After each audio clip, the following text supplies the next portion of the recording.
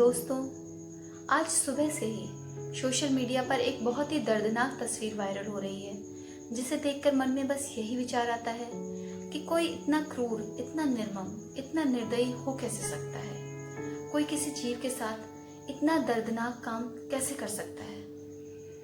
अगर आप इस घटना से वाकिफ नहीं हैं, तो मैं आपको बता दूं कि केरल के एक गांव की तस्वीर वायरल हो रही है, जहां एक भूखी प्रेग्नेंट एलिफेंट, फीमेल एलिफेंट खाने की तलाश में जंगल से निकलकर गांव की तरफ आ गई और कुछ लोगों ने उसे खाने के लिए पाइनएप्पल के अंदर पटाखे डाल के दे दिए।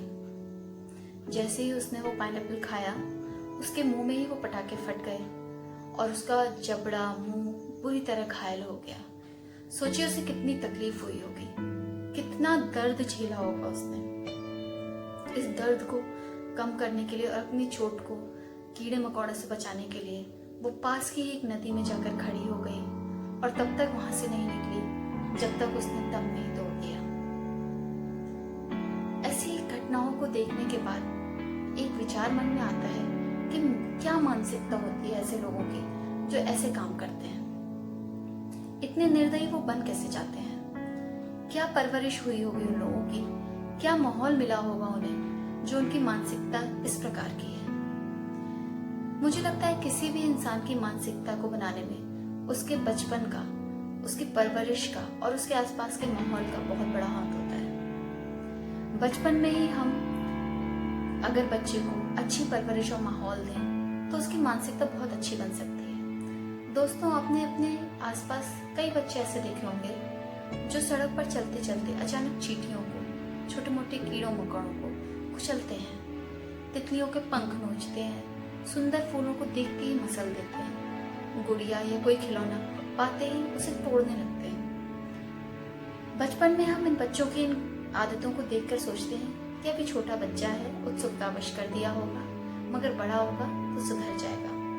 मगर नहीं दोस्तों, ये सब चीजें, ये उसकी आदतें हमारे लिए अल्टीमेटम है कि बच्चे के दिमाग में कोई बहुत गलत बात चल रही है, उसको कोई ना कोई परेशानी है जिसके बदले में वो ऐसा कर रहा है। या तो ऐसा बच्चा घर पे या स्कूल में बहुत ज्यादा डांट या मार खाता है, या उसके मन में कोई ना कोई फ्रस्ट्रेशन है जिसको वो किसी से नहीं कह पा रहा है और वो अपना गुस्सा इन जीव जंतुओं पर, पेड़ पौधों पर उतार रहा है। अगर आपके आसपास या आपके परिवार में कोई भी ऐसा बच्चा है तो आप उससे पूछिए कि तुमको क्या परेशानी है। आप उससे मिलिए, उसकी बात जानने की कोशिश करिए और फिर उसे बड़े ही प्यार से, इमोशनली, बहुत ही मीठे लहजे में, बिना डांटे और मारे समझाइए कि देखो ये सब भी जीव हैं, इनमें भी आत्मा होती है, हमारी तरह इनमें भी जान है, इन्हें भी दुख होता है, इन्हें भी तकलीफ होती है और इन्हें भी दर्द होता है। और छोटी छोटी कहानियां बनाकर उन्हें समझाइए। जैसे अगर उसने कोई फूल तोड़ा तो उसे बताइए कि ये फूल छोटा सा बच्चा था जिसे तुम तोड़ लाए हो और तोड़कर तुमने उसके मम्मी पापा से उसे अलग कर दिया।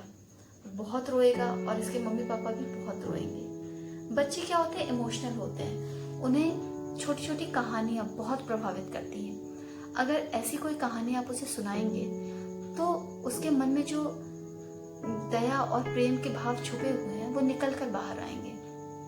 वो भी थोड़ा इमोशनल बनेगा, दया दिखाएगा, प्रेम दिखाएगा और धीरे धीरे ये जो उसकी विकृति है, जो उसकी खराब आदतें हैं, वो धीरे धीरे करके दूर हो जाएंगी। इन आदतों को दूर करना इसलिए जरूरी है क्योंकि यही आदतें बड़े होकर विकराल रूप ले लेती हैं और जो बच्चा अभी छोटी छोटी चीजों को नुकसान पहुंचा रहा है वो बड़ा होके कोई बड़ा क्राइम भी कर सकता है। मेरी बातें आपको शायद थोड़ी बुरी लग रही हो, मगर सच्चाई यही है कि बचपन से ही बच्चे के व्यवहार पर ध्यान ना दिया जाए तो उसकी कौन सी आदत बड़े होकर एक बहुत बुरी आदत बन सकती है, ये हमें पता नहीं चलेगा। तो छोटे बच्चों को बचपन से ही दया और प्रेम का पाठ पढ़ाइए। और अगर आप एक शिक्षक हैं, टीचर हैं, तो आपका कर्तव्य और ज्यादा बढ़ जाता है कि अपनी कक्षा के हर छात्र को, हर स्टूडेंट को, चाहे और कोई पाठ पढ़ाइए या ना पढ़ाइए, मगर दया और प्रेम का पाठ जरूर पढ़ाइए, क्योंकि ये हमारी मानवता के लिए सबसे जरूरी पाठ है। तो अपने बच्चों पर ध्यान दीजिए और उनकी छोटी छोटी आदतों को वॉच करिए। अंत में मैं यही कहना चाहूंगी कि हमने एक समाज के रूप में उस जीव को बहुत निराश किया है। भगवान से प्रार्थना है कि अब वो जहाँ भी हो वहाँ वो बहुत खुश हो और उसे किसी चीज़ का डर ना हो। धन्यवाद।